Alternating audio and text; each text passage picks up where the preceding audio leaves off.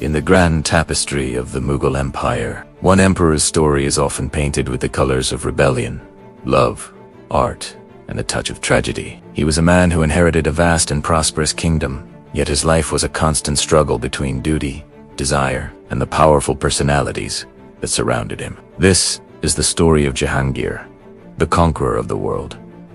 Born as Prince Salim in 1569, he was the long-awaited heir to the great emperor. Legend has it that he was named after the Sufi saint Salim Chishti, whose blessings were sought for his birth. Growing up in the magnificent courts of Fateh Sikri and Agra, Salim received the finest education. He was tutored in military strategy, administration, and the arts. He became fluent in Persian, the court language, and had a deep appreciation for poetry and painting. But despite his privileged upbringing, a shadow of rebellion loomed over his youth. Akbar was a visionary, a powerful ruler who had consolidated an empire stretching across most of the Indian subcontinent. He was also a father who had high expectations for his son, but Salim was impatient. He yearned for power. As Akbar's reign stretched on, Salim, now in his 30s, grew restless. This restlessness boiled over into open rebellion in 1599. While Akbar was away on a campaign in the Deccan, Salim declared himself emperor in Allahabad, even striking his own coins. This was a profound act of defiance. For several years, father and son were estranged. It took the intervention of the women of the court, particularly Salim's grandmother, to broker a reconciliation. In 1604, a tearful reunion took place, but the trust between them was never fully restored. Just a year later, in 1605, Akbar fell gravely ill and died. On his deathbed, he symbolically placed his turban on Salim's head, anointing him as his successor. At the age of 36, Prince Salim ascended the Mughal throne, taking the regnal name Nur-ad-Din Muhammad Jahangir, meaning light of the faith, conqueror of the world. Jahangir inherited a stable and incredibly wealthy empire. His initial years as emperor were marked by a desire to project an image of justice. He famously installed the chain of justice outside his palace in Agra. Anyone with a grievance could pull the chain, which was connected to a series of bells, and have their case heard directly by the emperor. It was a powerful symbol of his commitment to his subjects. Whether it was used frequently or not, he continued many of his father's liberal policies, maintaining a level of religious tolerance. However, his reign also saw moments of harshness. One of the most tragic episodes was the execution of the fifth Sikh guru, Guru Arjan Dev. This event was a complex mix of political intrigue and religious tensions, and it created a lasting rift between the Mughals and the Sikhs. But when we think of Jahangir, it's impossible not to think of two other incredibly influential figures in his life. The first was his son, Khusro. Just like Jahangir had rebelled against his own father, Khusro rebelled against him shortly after his accession. The rebellion was swiftly crushed. Khusro was captured and partially blinded, spending the rest of his life as a prisoner.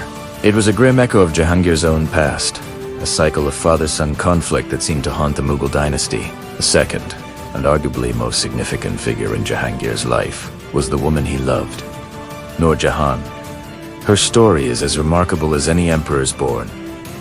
She was a widow when Jahangir met and fell in love with her. In 1611, they married, and he gave her the title Nur, meaning light of the world.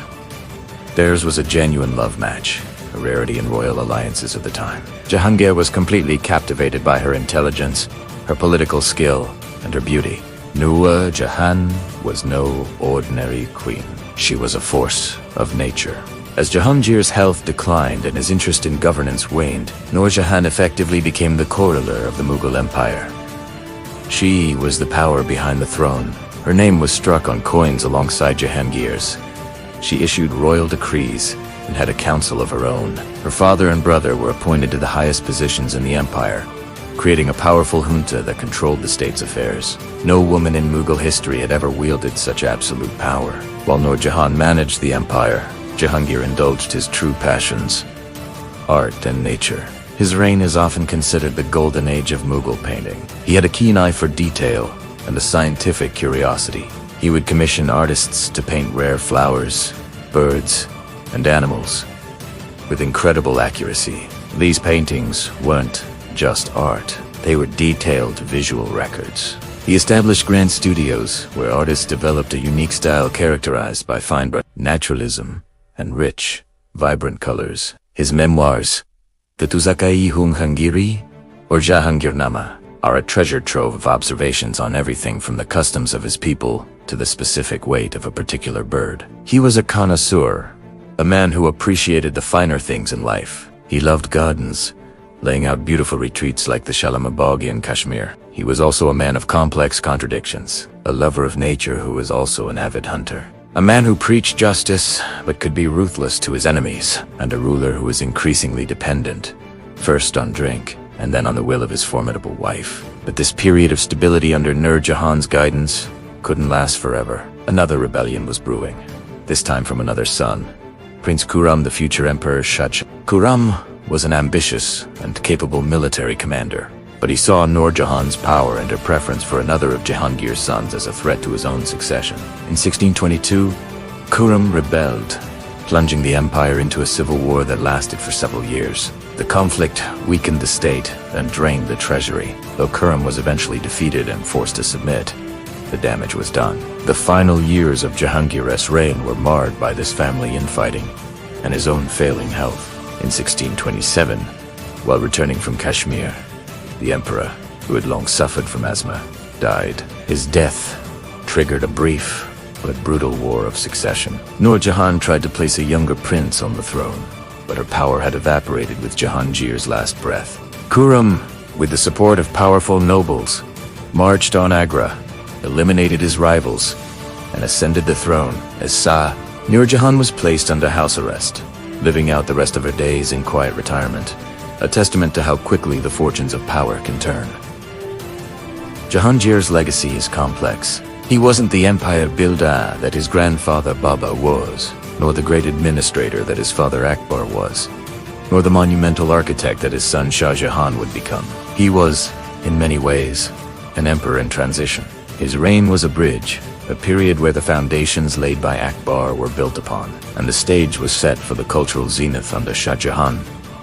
He is remembered as the aesthete emperor, the naturalist, the patron of the arts, whose obsession with painting left us a breathtaking visual record of his time. He is remembered for his great love story with Nur Jahan, a partnership that saw a woman rise to unprecedented power in a patriarchal world. And he is remembered for the internal family conflicts that defined both his youth and his final years. His life was a vivid, dramatic chapter in the Mughal saga story of a man who conquered the world in name, but spent his life trying to conquer the passions, rebellions, and relationships that truly defined his world.